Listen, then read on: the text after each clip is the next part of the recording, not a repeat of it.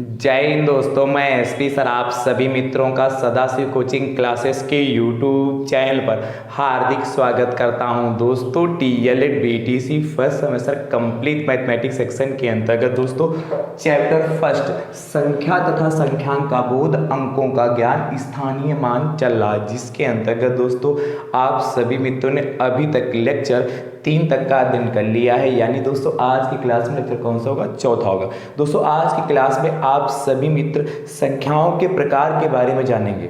संख्या की फैमिली क्या है, इस पे दोस्तों चर्चा करने वाले हैं, इसलिए बहुत ही ध्यान से बहुत ही अच्छे से दोस्तों देखिएगा। लेक्चर 1 में आप सभी मित्रों ने अंक, संख्या, संख्यांक क्या होता है उस पर मैंने बहुत ही अच्छे से बहुत ही विधिवत से चर्चा किया है। फिर लेक्चर 2 में दोस्तों मैंने अंक और संख्या पर आधारित प्रश्न कराए हैं। लेक्चर 3 में संख्या तथा संख्यांक पर आधारित प्रश्न कराए हैं, इसलिए दोस्तों यदि आपने अभी तक नहीं देखा तो जरूर देखिएगा। ठीक है दोस्तों, मैंने प्लेलिस्ट बना दी जिससे आप सीरियल से देख पाएँ। प्लेलिस्ट का नाम है डीएलएड फर्स्ट सेमेस्टर मैथ्स 2025, इस नाम से प्लेलिस्ट बनी। जैसे आप इस पर क्लिक करेंगे तो जितना भी मैंने अभी तक सिखाया सब कुछ सीख पाएंगे। ठीक है दोस्तों, थोड़ा गला खराब है, आवाज़ अच्छी नहीं, इसीलिए मैंने इसके पहले क्लासें आपकी नहीं ली कुछ दिन तक। अभी भी थोड़ा सी दिक्कत है, बाकी लगभग सही है, इसीलिए मैं क्लास लेके आया हूँ। आप सभी मित्रों का जो सिलेबस है पूरा कंप्लीट किया जाएगा सदाशिव कोचिंग क्लासेस की यूट्यूब चैनल पर, बिल्कुल फ्री में, बहुत ही शानदार तरीके से। इसीलिए आप इस सदाशिव कोचिंग क्लासेस के यूट्यूब चैनल से जुड़ते हैं तो गणित में कितने भी कमजोर हो, मैथ बिल्कुल समझ में नहीं आती, आप हमारे साथ जुड़ते हैं तो मैं आपको विश्वास दिलाता हूँ आपको मैथ्स बहुत आसान लगेगी, बहुत अच्छे नंबर उसमें आपके आएंगे। ठीक है, 25 में 25 भी नंबर आएंगे, शुरुआत से आप अच्छे से तैयारी हमारे साथ करते रहेंगे। ठीक है, तो हेडिंग डालिए दोस्तों संख्याओं के प्रकार। सीधे में हेडिंग डालते हैं संख्याएं। क्या है? संख्याएं। तो संख्या क्या होती है इस पर मैंने चर्चा कर लिया है, लेक्चर 1 में बताया। अब देखिए जो संख्याएं होती हैं ये 3 प्रकार की होती है। कितने प्रकार की होती है? 3 प्रकार की। कौन कौन सी? बहुत ही ध्यान से देखिएगा। जो नंबर्स हमारे 3 प्रकार के हैं, पहला देखिएगा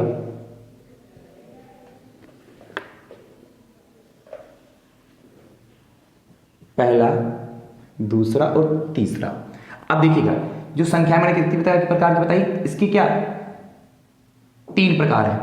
पहला दोस्तों वास्तविक संख्याएं, वास्तविक संख्याएं, वास्तविक संख्याएं। हाँ, दूसरा वास्तविक संख्या मतलब रियल नंबर्स। दूसरा काल्पनिक संख्याएं, काल्पनिक संख्याएं, इमेजिनरी नंबर्स। और तीसरा दोस्तों जो है सम्मिश्र संख्याएं, कॉम्प्लेक्स नंबर्स, सम्मिश्र संख्याएं।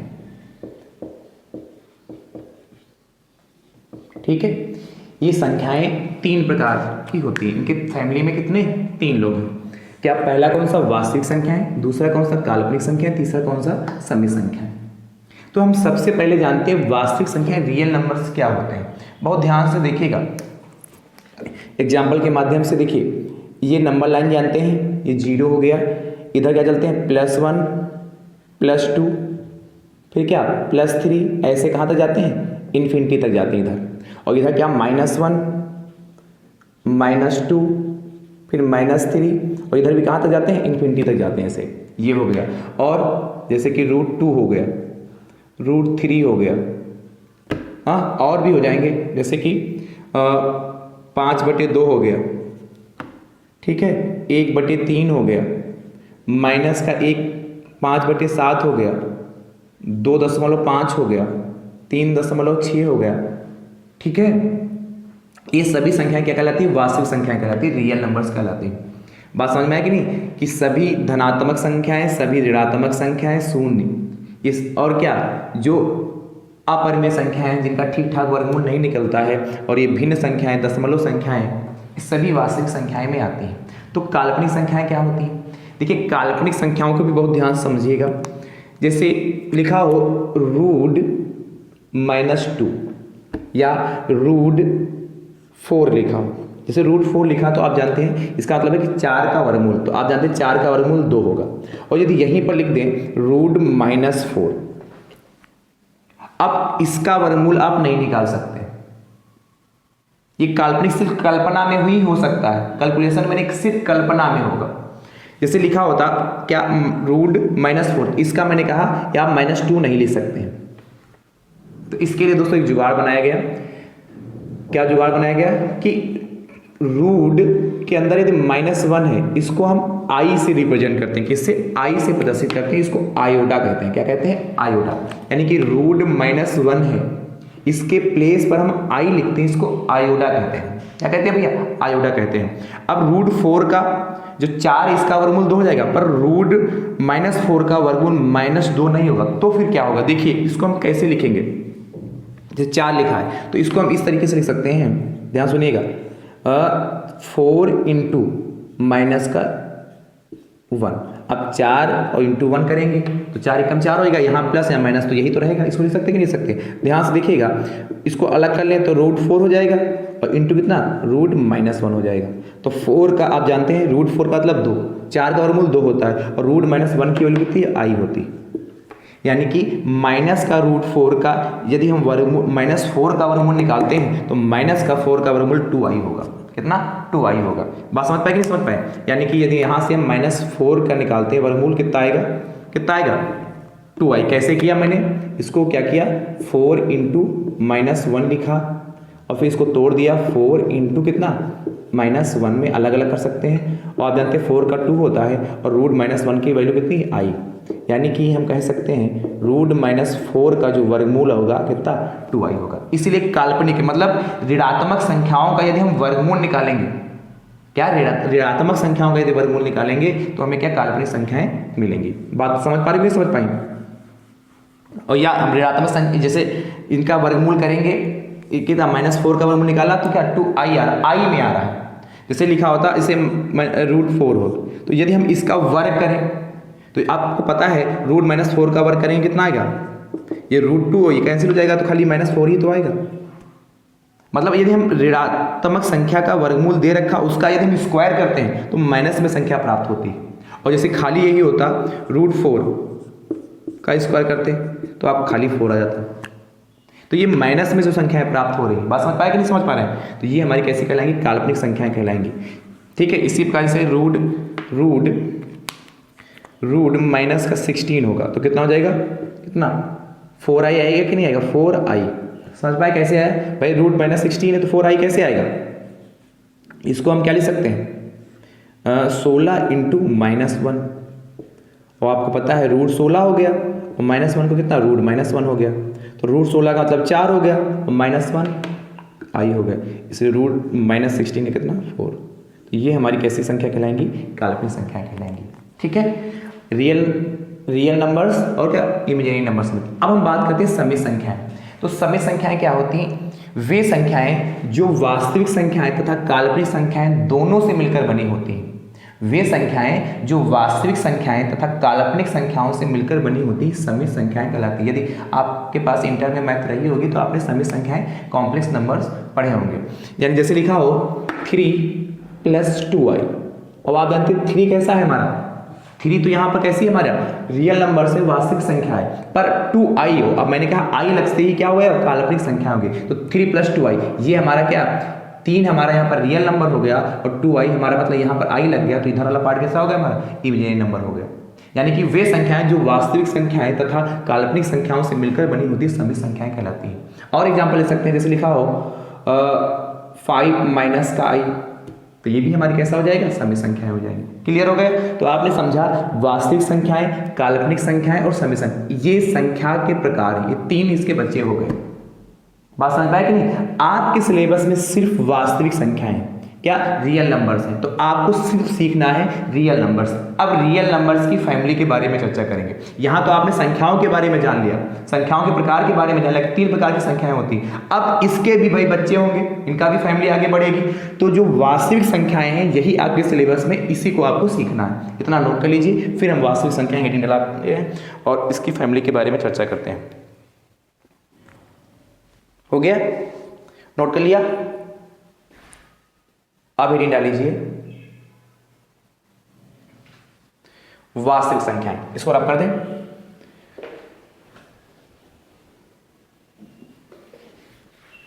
बहुत ध्यान से देखिएगा।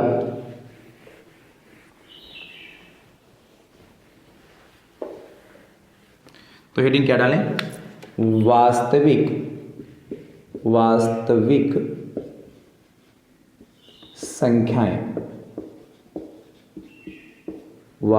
संख्याएं, ठीक है, वास्तविक संख्याएं, रियल नंबर्स। अब रियल नंबर्स, वास्तविक संख्याएं दो प्रकार की हैं, कौन कौन सी, ध्यान से देखिएगा।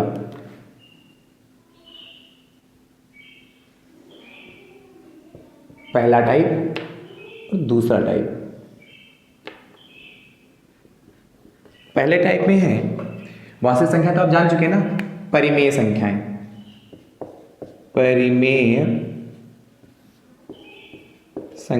रेशनल नंबर्स, और दूसरा है अपरिमेय संख्याएं,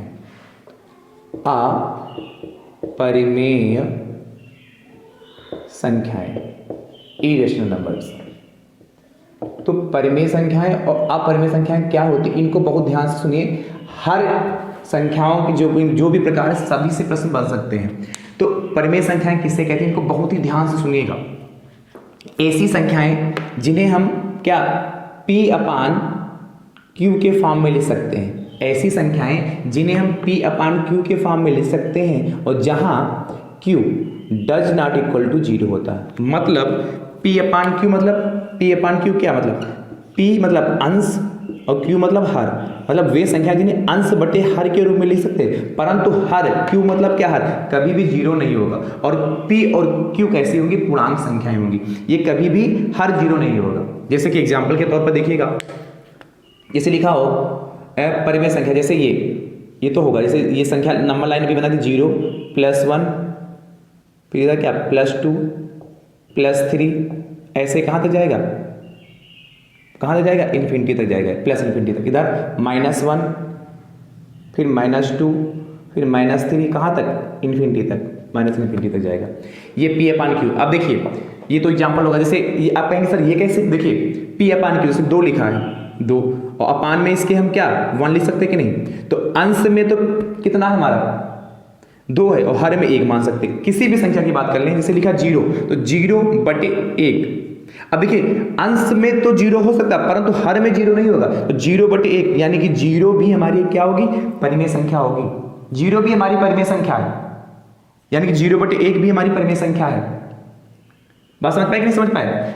अब +1 +2 +3 +4 +5 ये सभी हमारी कैसी परिमेय संख्याएं होंगी। -1 -2 -3 सब कैसी हो जाएगी, परिमेय संख्याएं हो जाएंगी। बात समझ पाए कि नहीं समझ पाए, इतनी बात क्लियर हुई, नहीं क्लियर हुई। और भी लिख सकते हैं एग्जाम्पल, जैसे लिख दें 1/2, 5/7, -3/2। हाँ, दशमलव वाली संख्या 2.5, ये भी दोस्तों हमारा होगा। बात समझ पाए कि नहीं समझ पा रहे, ये भी होंगे। और एग्जाम्पल बहुत सारे होंगे, 3.5, 7.5, और बाकी तो हमने लिख दिया। तो ये परिमेय संख्याएं होंगी। परिमेय संख्या समझ गए। अब अपरिमेय संख्या क्या होती है, इनको बहुत ध्यान सुनिएगा। अपरिमेय संख्याएं तो ऐसी संख्याएं जिन्हें P/Q के फॉर्म में हम नहीं लिख सकते हैं, अपरिमेय संख्याएं कहलाती हैं। दूसरी डिफिनेशन, अपरिमेय संख्याओं को ही हम करणीय संख्याएं भी कहते हैं। क्या कहते हैं, करणीय संख्याएं भी कहते हैं। ऐसी संख्या जिनका ठीक ठाक वर्गमूल नहीं निकलता है। एग्जाम्पल देखिए, जैसे कि √2।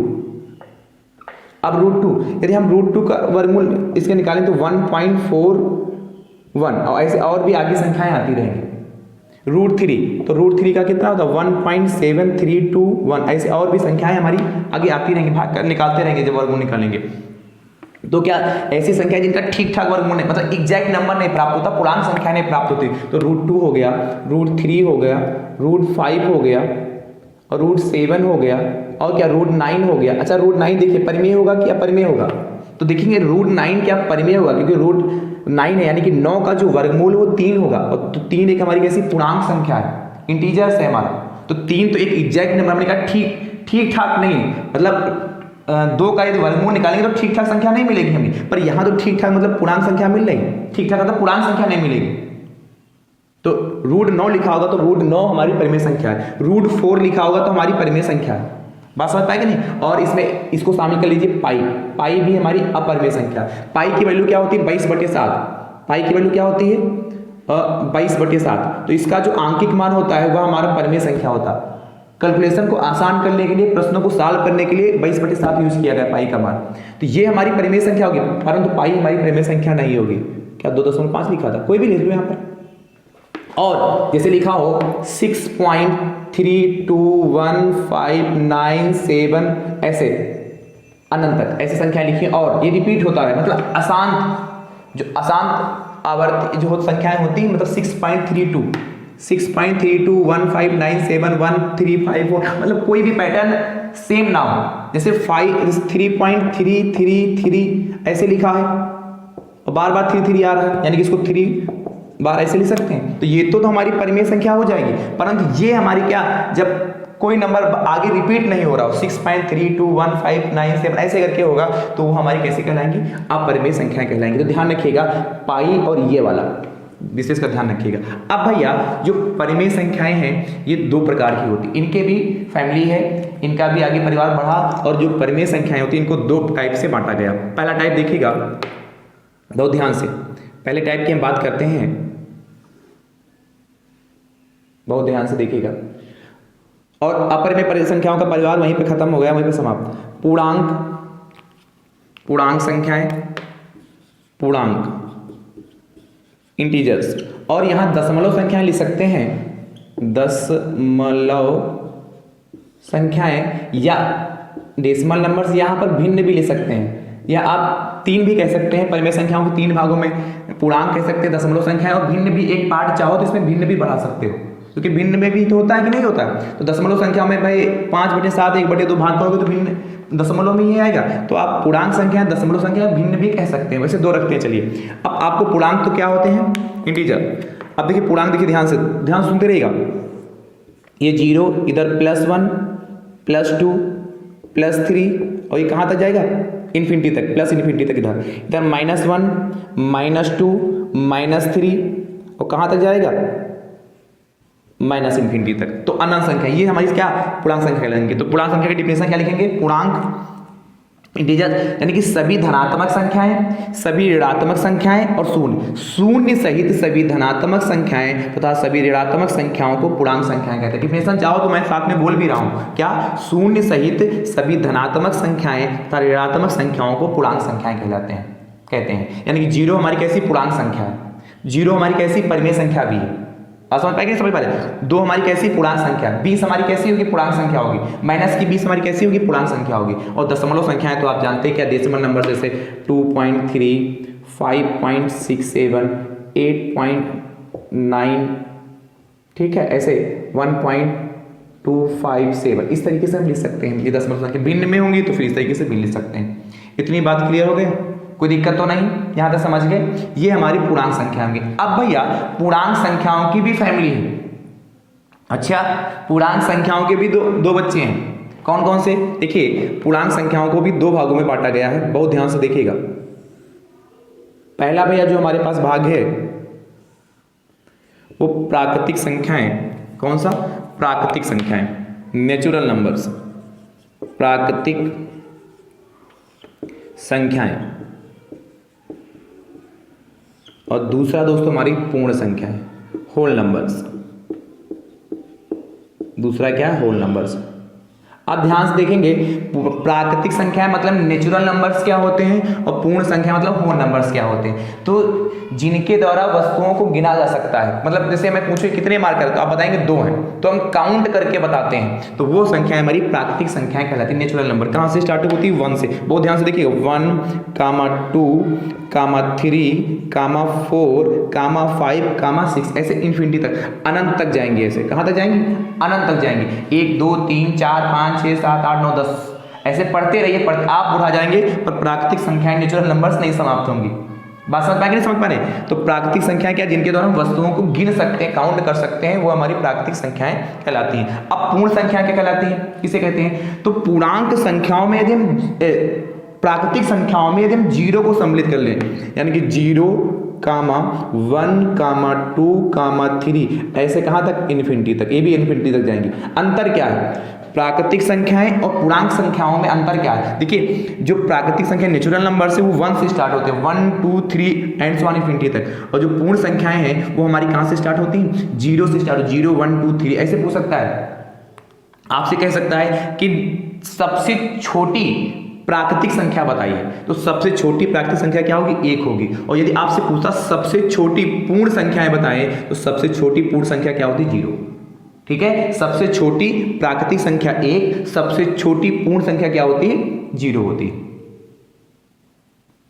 बात समझ पाए कि नहीं समझ पा रहे हो? तो इस तरीके से प्रश्न बन सकता है। अच्छा, पूर्णांक संख्याएं यहीं पे समाप्त होती हैं, और प्राकृतिक संख्याएं इसकी भी फैमिली है और थोड़ी बड़ी है। कितने टाइप है? 4। प्राकृतिक संख्याओं के 4 बच्चे हैं, इसकी फैमिली थोड़ी बड़ी है। 4 प्रकार की प्राकृतिक संख्याएं होती हैं। अब ये कौन कौन सी होती? बहुत ध्यान से देखिएगा भैया, मैंने बताया कि प्राकृतिक संख्या कितने प्रकार की? 4 प्रकार की। देखिएगा, चारों प्रकार को बहुत ध्यान से देखिएगा। पहला, दूसरा और तीसरा, और ये चौथा होगा। पहली जो हमारी संख्या है प्राकृतिक संख्याओं के प्रकार में सम संख्याएं, सम संख्याएं, इवन नंबर्स। खूब प्रश्न बनते हैं सम संख्याओं से। दूसरी हमारी विषम संख्याएं, विषम संख्याएं।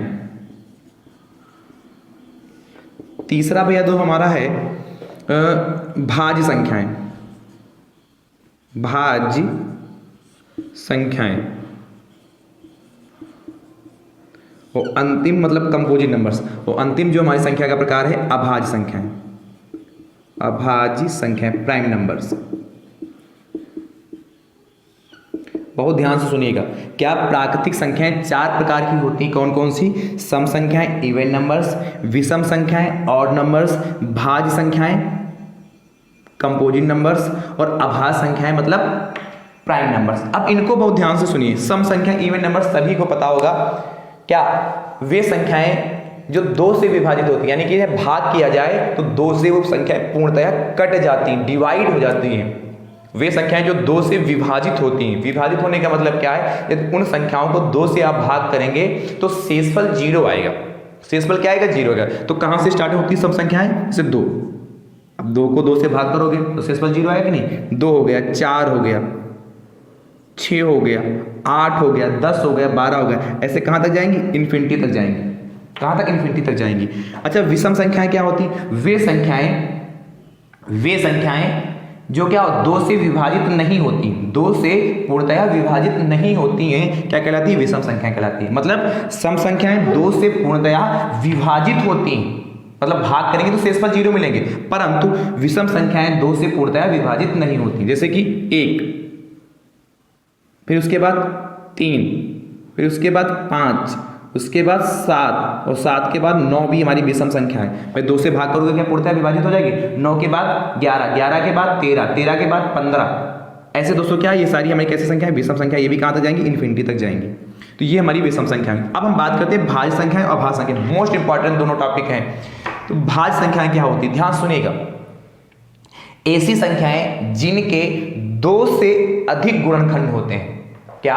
ऐसी संख्याएं जिनके 2 से अधिक गुणनखंड होते हैं भाज्य संख्याएं कहलाती हैं। अब ध्यान सुनिए, तो भाग किसका है? भाज्य संख्याएं प्राकृतिक संख्याओं की भाग है। और प्राकृतिक संख्या कहां से स्टार्ट होती है? 1 से। 1, 2, 3। तो ध्यान से देखिएगा, मैं इधर समझा दे रहा हूं उसको, और फिर एग्जाम्पल यहां लिख दूंगा।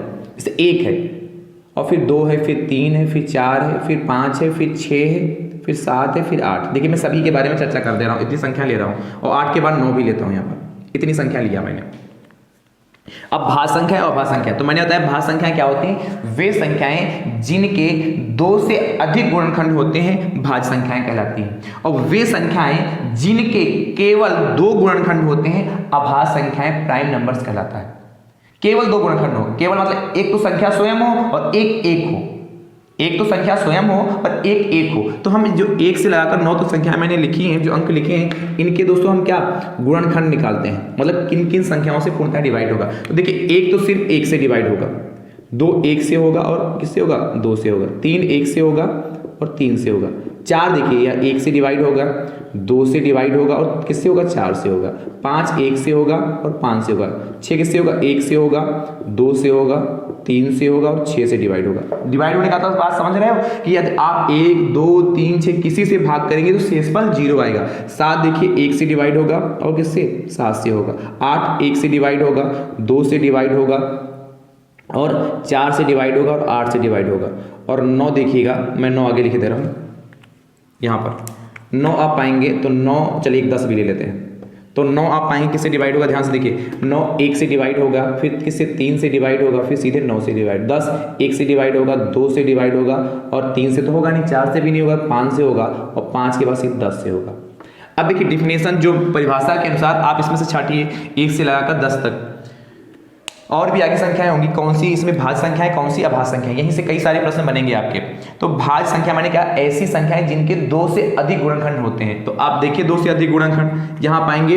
देखिए 4, एक तो 4 हो गया, उसके बाद क्या 6 हो गया, और उसके बाद क्या 8 हो गया, और 9 हो गया, और 10 हो गया, जिसमें मैंने तीर बना दिया। ये 5 संख्याएं आपको देखने को मिली, 4, 6, 8 और 9, 10। यानी कि एग्जाम्पल चाहें तो भाज्य संख्याएं कहाँ से स्टार्टिंग होगी, 4 से। तो 4, 6 के बाद कितना मिला 8, 8 के बाद 9, और 9 के बाद ऐसे 10, और फिर आगे 12 मिलेगा, आगे मिलता जाएगा। तो ये तो हमारी भाज्य संख्याएं होंगी। अब इसी में से हम अभाज्य संख्याएं छाटें, तो अभाज्य संख्याएं कहाँ से स्टार्टिंग होंगी, ध्यान से देखिएगा। अभाज्य संख्या की डिफिनेशन मैंने क्या होता है, ऐसी संख्याएं जिनके केवल 2 गुणनखंड हो। तो देखिए एक का तो सिर्फ एक ही मिल रहा, और चाहिए केवल और केवल 2 गुणनखंड हो।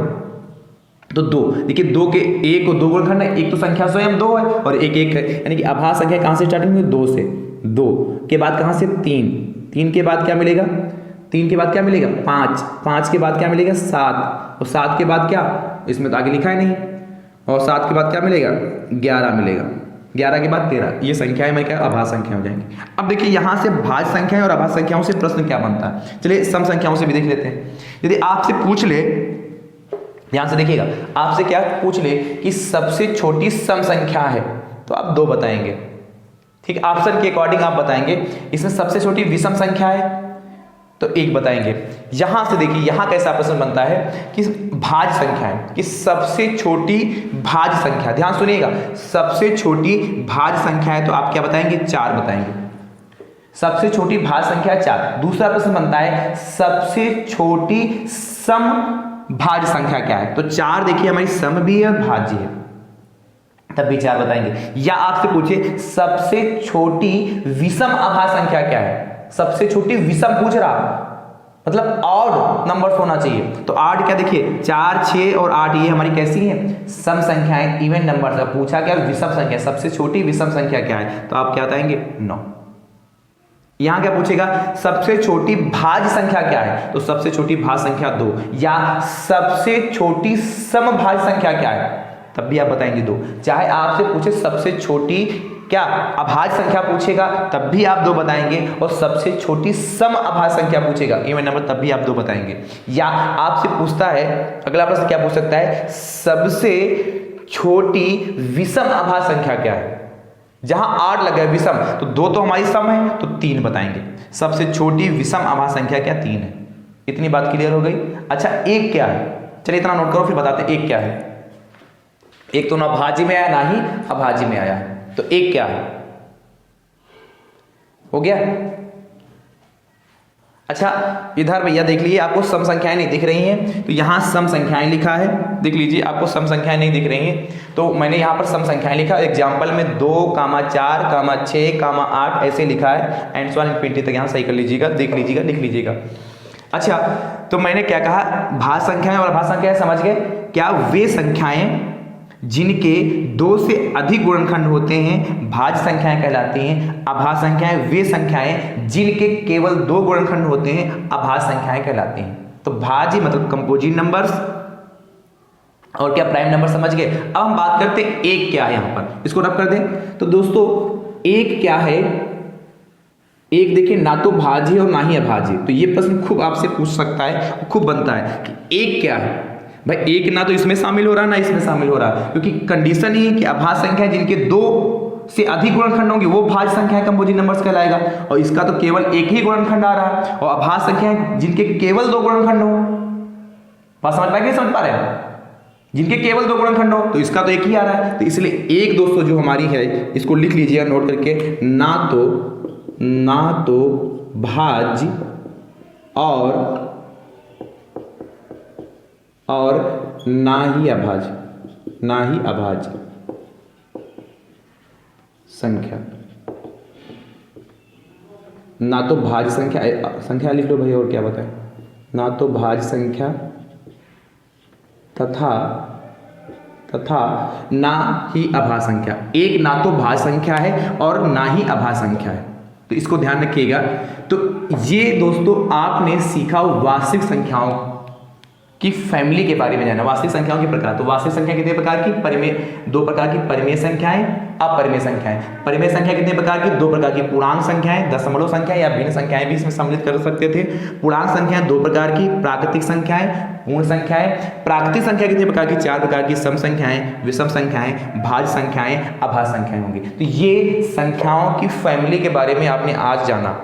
आप सभी मित्रों की जो आज की क्लास कैसी लगी कमेंट बॉक्स में दोस्तों जरूर बताइएगा। अच्छा, आपसे और सारे प्रश्न पूछ सकता है क्या सभी पूर्ण संख्याएं परिमेय संख्याएं होंगी? जैसे प्रश्न पूछे क्या सभी पूर्ण संख्याएं परिमेय संख्याएं होंगी, तो आपको पता है परिमेय संख्याओं में ही पूर्ण संख्याओं भाई उसी की फैमिली का है, तो सभी पूर्ण संख्याएं परिमेय संख्या होंगी। क्या सभी प्राकृतिक संख्याएं पूर्ण संख्याएं होंगी? हाँ, देखिए एक से लगाकर इन्फिनिटी तक है और यहाँ एक से लगाकर इन्फिनिटी तक, जीरो तक, तो सभी प्राकृतिक संख्याएं पूर्ण संख्याएं हो सकती हैं, जबकि सभी पूर्ण संख्याएं प्राकृतिक संख्याएं नहीं हो सकती, क्योंकि इसमें जीरो इसमें जीरो सम्मिलित नहीं है। बात समझ पाए? तो बहुत सारे प्रश्न बनेंगे कल की क्लास में। कौन कौन से यहाँ से प्रश्न बन सकते हैं उन सभी प्रश्नों को दोस्तों मैं एक साथ लेके आऊंगा। कल की क्लास में सारे प्रश्न लिखवा दूंगा, जिससे जितने भी प्रश्न कल की क्लास में आपको देखने को मिलेंगे वहां से बहुत सारे प्रश्न संख्याओं के प्रकार से बनते हैं, इसलिए सभी प्रश्नों को बहुत ध्यान से बहुत ही अच्छे से लिखिएगा, देखिएगा। चलिए नोट कर लीजिए भाई,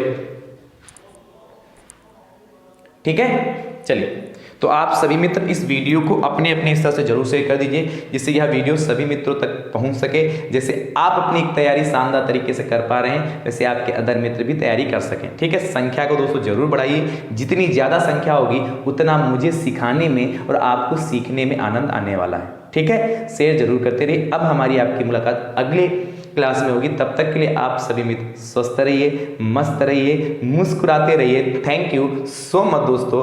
राधे राधे दोस्तों।